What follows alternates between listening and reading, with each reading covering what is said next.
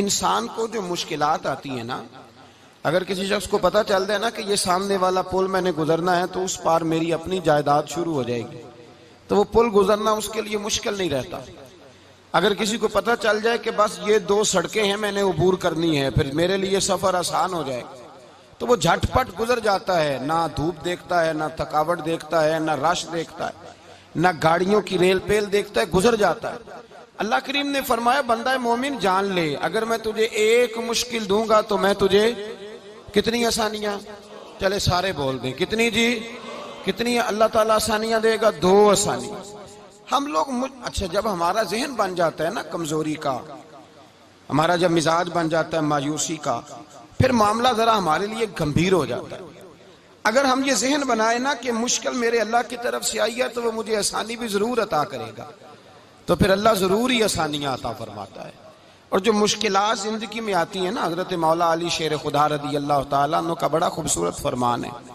حضرت علی فرماتے ہیں جب تجھے مشکل آتی ہے تو وہ تجھے رب کا پتہ بتانے آتی ہے، وہ تجھے اللہ کا پتہ بتاتی ہے، اس لیے کہ جب تو سارے اسباب کر لیتا ہے، جو ضرورت ہوتی ہے پوری کرتا ہے، تندرست ہو کے وہ کام کرتا ہے، پھر بھی کام نہیں ہوتا، تو اس کا مطلب ہے کرنے والا تو نہیں، کرنے والا کوئی اور ہے جو کام کرنے والا۔ تو بھائی مشکلات کے بعد جو اللہ آسانی دیتا ہے، حضرت ابراہیم کو آگ میں بھی پھینکا گیا، حضرت ابراہیم علیہ السلام کو ستایا بھی گیا، نکالا بھی گیا، لیکن جب ان مشکلات سے گزرے تو میرا رب فرماتا ہے وَإِذِ ابْتَلَىٰ إِبْرَاهِيمَ رَبُّهُ بِكَلِمَاتٍ فَأَتَمَّهُنَّ قَالَ إِنِّي جَاعِلُكَ لِلنَّاسِ إِمَامًا۔ کہا جب ابراہیم پورے اترے تو پھر ہم نے انہیں امام بنا دیا۔ یا اللہ کس طرح کی امامت دی؟ فرمایا میں نے اتنی اعلیٰ شان عطا کی ہے کہ اپنے لاڈلے رسول کو جناب ابراہیم کی نسل میں پیدا فرما دیا ہے، میں نے مصطفیٰ کو ان کی نسل میں پیدا کر دیا، قیامت تک کے لیے ان کا وقار بڑھا دیا۔ اللہم صلی علی محمد وعلی آل محمد کما صلیت علی ابراہیم وعلی آل ابراہیم، ان کی عظمت بڑھا دی، اس لیے کہ جب وہ آزمائش سے گزر کر کے آئے پھر جو آسانی دی۔ میرے نبی پاک صلی اللہ علیہ وسلم نے دین ابراہیمی کی بہت ساری چیزوں کو رکھا، کہا میں ملت ابراہیمی پہ ہوں۔ جب کوئی مشکلات کو عبور کر کے آتا ہے، جب کوئی تکلیفیں سہ کر کے آتا ہے، اس کے لیے جو اجر ہوتا ہے، اس کے لیے جو پھر اللہ کتنی ذرا بڑی توجہ کیجئے گا۔ لوگ سمجھتے ہیں فلاں آدمی مشکل میں ہے تو شاید مشکل میں ہی رہے گا، فلاں آزمائش میں ہے تو شاید میرا اللہ فرماتا ہے ایک مشکل دے کے میں 2 آسانیاں بھی دوں گا۔ تم مشکل دیکھ رہے ہو، مشکل نہ دیکھو، وہ جو اس کو بعد میں آسانی آنے والی ہے، اور ڈبل جو میں اس پر نعمت کرنے والا ہوں اس کو دیکھو۔ حضرت یوسف کو بھائیوں نے کنویں میں ڈال دیا تھا، اور جب کنویں سے نکلے تو مصر کے بازاروں میں بکے، اور پھر زلیخا نے الزام لگایا تو حالات بگڑ گئے، حضرت یوسف کو جیل جانا پڑا۔ کتنی کٹھن زندگی تھی، لیکن میرے مالک کو کچھ اور ہی منظور تھا۔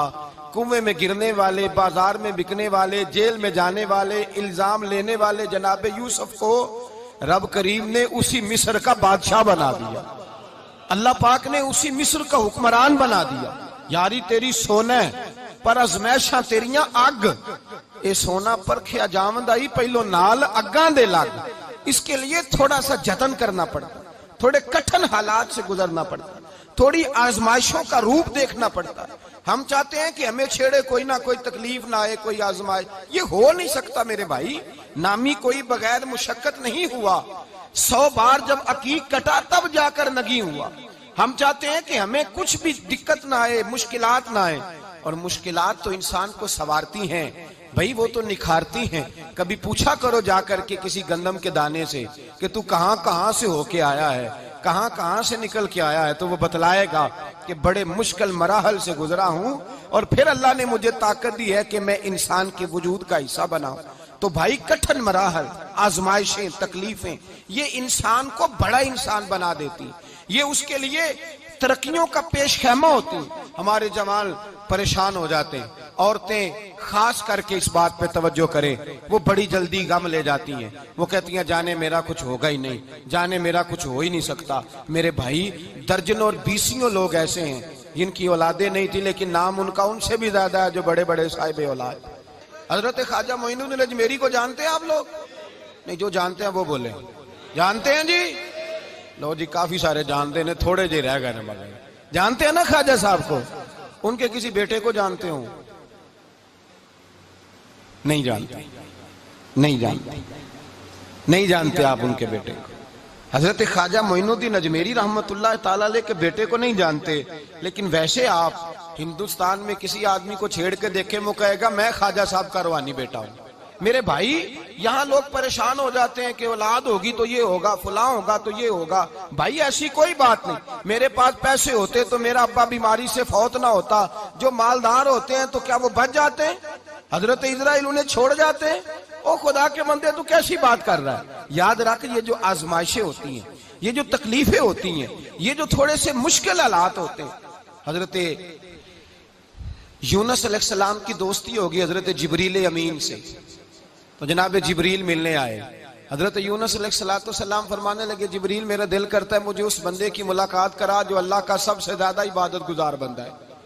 حضرت جبریل امین لے گئے دور دور فلسطین کے علاقے میں، اور لے جا کر ایک بندے سے ملاقات کرائی جس کی دونوں آنکھیں بھی کوئی نہیں تھی، دونوں بازو بھی کوئی نہیں، دونوں پیر بھی کوئی نہیں، اور اس بندے کی زبان پر لفظ بڑا کیا جاری تھے، یا اللہ تیرا شکر ہے، یا اللہ تیرا، بول کے کہیے یا اللہ تیرا، اے اللہ تیرا شکر ہے۔ شکر شکر کر رہا تھا۔ حضرت جناب سیدنا یونس علیہ السلام کہنے لگے میں نے تجھے عبادت گزار کو ملانے کو کہا تھا، تو کہاں لے آیا؟ تو حضرت جبریل کہنے لگے یا یونس، یہ ہر چیز جانے کے باوجود اپنے رب کی رضا پہ راضی ہے۔ اس وقت دنیا میں نبیوں کے بعد جس سے اللہ سب سے زیادہ پیار کر رہا ہے وہ یہی بندہ ہے، یہ اپنے رب کی رضا پہ راضی ہے۔ مانا کہ جب اس حال میں راضی ہے تو بس ٹھیک ہو گیا، ٹھیک ہو گیا۔ وصل اچھا ہے نہ فراق اچھا ہے، بس جس حال میں محبوب رکھے وہی حال اچھا ہے۔ بس جس حال میں انہوں نے رکھا بات ٹھیک ہو گئی۔ اس میں اب انسان شکوا کرتے پھرے کہ یہ کس طرح ہے وہ کس طرح، اپنے آپ کو مطمئن رکھا۔ میرے بھائی یاد رکھیں، آزمائشیں تکلیفیں آپ کو بڑا کرنے کے لیے آتی ہیں۔ ہم آزمائش کو برا جانتے ہیں، دکھ کو برا جانتے ہیں۔ دکھ تو بڑے پیارے ہوتے ہیں، یہ رونے کا سلیقہ سکھاتے ہیں، یہ اللہ کو منانے کا طریقہ سکھاتے ہیں، یہ مسجد میں جانے کا۔ وہ جو سکھی بندہ ہے نا، سکھی، مجھے ایک صاحب کہنے لگے دو قسم کے لوگ مدینے سے آتے، مدینہ شریف پوچھنے لگے، کہنے لگے حضرت جی دو قسم کے بندے ہیں، کچھ واپس جاتے ہوئے تڑپ رہے ہیں، کچھ تصویریں کھینچ رہے ہیں رخصتی کے وقت، فرق کیا ہے؟ تو میں نے کہا وہ جو تصویریں کھینچ رہا ہے وہ امیر آدمی ہے، اسے پتا ہے کہ میں پھر ٹکٹ لے لوں گا، مہینے کے بعد پھر آ جاؤں گا، اور یہ مدینہ چھوڑتے ہوئے تڑپ رہا ہے یہ کوئی غریب ہے، یہ کہہ رہا ہے پتہ نہیں دوبارہ موقع ملے کہ نہ ملے، یہ دکھی ہے۔ یہ آزمائش میں دکھی سکھی بندہ تو مکے جا کے نہیں روتا، وہاں بھی کھڑا ہے ڈٹ کے کھڑا، دکھی کوئی نہیں تو روئے کیسے؟ جب آپ کو اللہ مشکل دیتا ہے تو سمجھ لے رب آسانی دینا چاہ رہا ہے، جب تیز دھوپ آتی ہے تو سمجھ لے اللہ گرم ہوا گزار کے ٹھنڈی بارش برسانا چاہ رہا ہے، اور جب چاروں طرف سے گھٹن ہو، پنجابی میں کہتے ہیں گمہ لگ جائے، تو پھر سارے بول کے کہتے ہیں اب جو طوفان آئے گا وہ سخت ہی آئے گا، اس لیے کہ گھٹن جتنی زیادہ ہوتی ہے پھر فضل بھی اتنا۔ جن لوگوں نے تکلیفیں زیادہ سہی تھی رب نے عزتیں بھی زیادہ ہی عطا فرمائی، جن لوگوں نے تکلیفیں زیادہ سہی نا انہیں اللہ نے درجہ بھی۔ حضرت بلال حبشی نے بڑی تکلیف سہی، مارا کرتا تھا امیہ، بڑا مارتے تھے، اتنا مارتے تھے کہ موٹے، آپ نے کبھی دیکھے ہیں دیہاتوں میں موٹے موٹے پائے ہوتے تھے چار پائیوں کے، موٹے موٹے بان کی چار پائیاں اور بڑی چار پائیاں کافر بچھا کے بیٹھ جاتے، اور حضرت بلال حبشی کے پیر ان کے نیچے رکھ دیتے، ہاتھ ان کے نیچے رکھ دیتے، آگ لوہا گرم کر کے اس کے اوپر ننگے بدن لٹا دیتے۔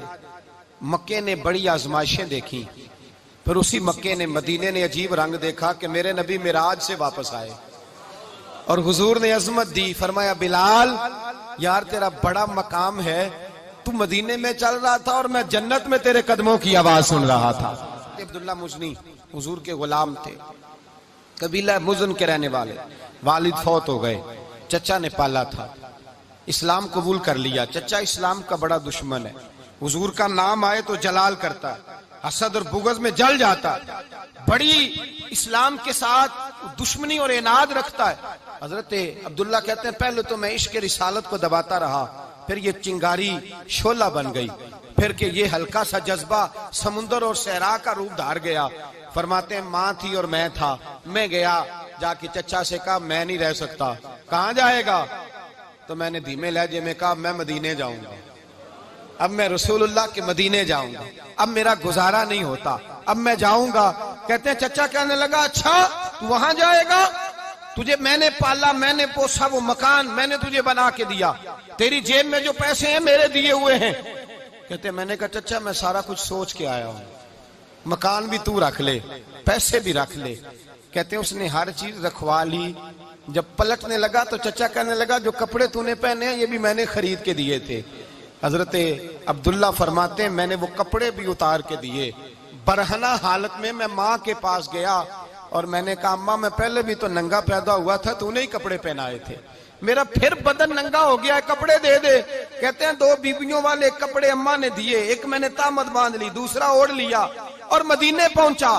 کہتے ہیں جب میں ٹھنڈی رات مدینے پہنچا تو کالے رنگ کے حبشی غلام حضرت بلال دودھ کا پیالہ لیے کھڑے تھے، ہاتھ میں کھجوریں تھی، کمبل تھا، کہنے لگے آجا آجا۔ مصطفیٰ نے فرمایا تھا قبیلہ مزن سے میرا غلام آ رہا ہے، میں ساری رات سے تیرا انتظار کر رہا ہوں۔ حضرت جناب سیدنا عبداللہ رضی اللہ تعالیٰ عنہ فرماتے ہیں میری مشکل آسان ہوئی، فرماتے ہیں مجھے مدینے میں اعزاز مل گیا، مجھے عزت مل گئی، ہر آدمی میری قدر کرنے لگا۔ گویا بزرگ کہتے ہیں کہ حضرت عبداللہ دعا کرنے لگے کہ اے اللہ تو نے مجھے بڑی شان دی ہے مصطفیٰ کی گود میں، اگر اسی رحمت کے چھاؤں میں پردہ کر جاؤں تو میری بات بن جائے گی۔ حضرت عبداللہ کا وصال بھی رسول اللہ کی گود میں ہی ہو گیا، گود میں، نہ کوئی رشتہ دار، نہ کوئی تعلق دار، نہ کوئی ہمسایا اپنا، نہ کوئی چچا، نہ کوئی ماموں، شہر میں تنہا اسی کسے دے کچھ نہیں جے لگ دے تے نہ کوئی ساڈا دردی، تنہائی۔ جنازہ اٹھا تو اٹھانے والے کون؟ ابو بکر صدیق، فاروق اعظم، عثمان غنی، مولا علی، حسنین کریمین جنازے میں شامل۔ میرے رسول پاک صلی اللہ علیہ وسلم نے جنازہ پڑھایا، دیکھو مشکل کاٹی تھی تو آسانی کا رنگ دیکھو، آسانی کا انداز دیکھو۔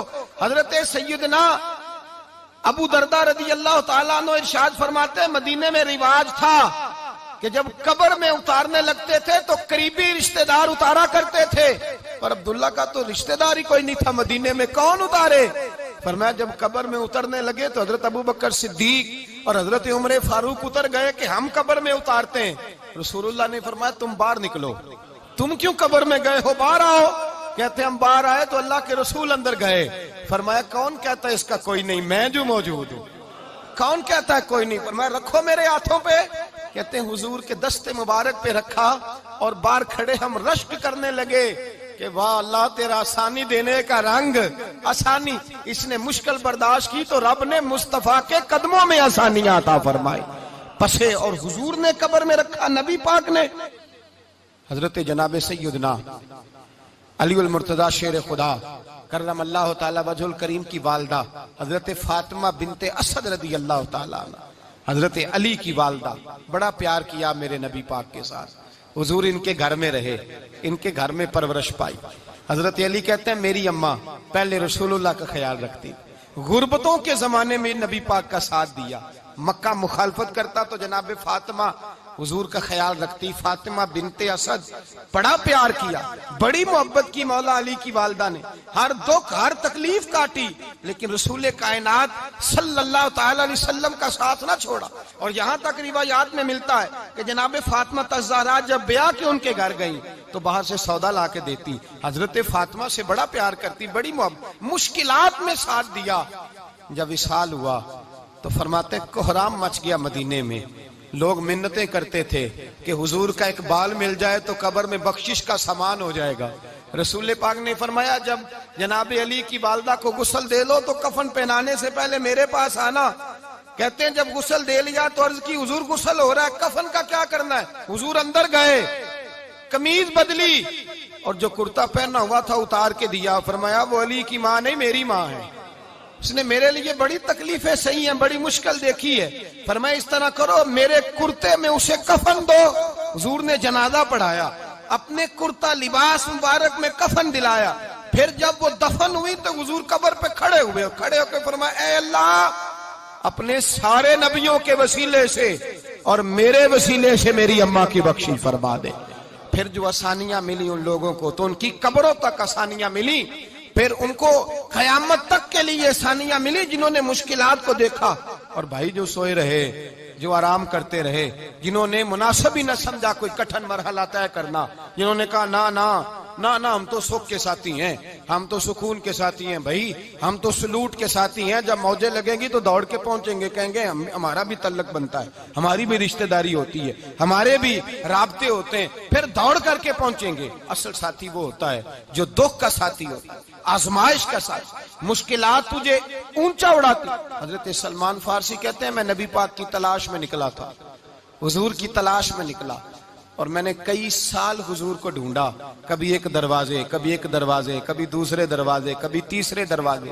فرماتے میں شہزادہ تھا پر بکتا بکاتا مدینے آیا، میں نے نبی پاک کی تلاش میں یہودیوں کی غلامی بھی کی، تیری تلاش میں پھرا میں جنگل پہاڑ اور دشت میں۔ فرماتے ہیں بڑی تکلیف کاٹی، بڑی آزمائش دیکھی، لیکن اس دن مجھے سارے دکھ بھول گئے، اس دن میری ساری تکلیفیں آسانیوں میں بدل گئی، جس دن میرے نبی نے میرا بازو تھام کے کہا سلمان منا اہل البیت، فرمایا سلمان کو تو میں نے اپنی اہل بیت میں شامل کر لیا ہے۔ فرماتے ہیں اتنی بڑی فضیلت کہ میں رسول اللہ کے خاندان میں جا شامل ہوا۔ تو بھائی یاد رکھیں، جب آپ کو مشکل آتی ہے تو آپ کو آسانی دینے کے لیے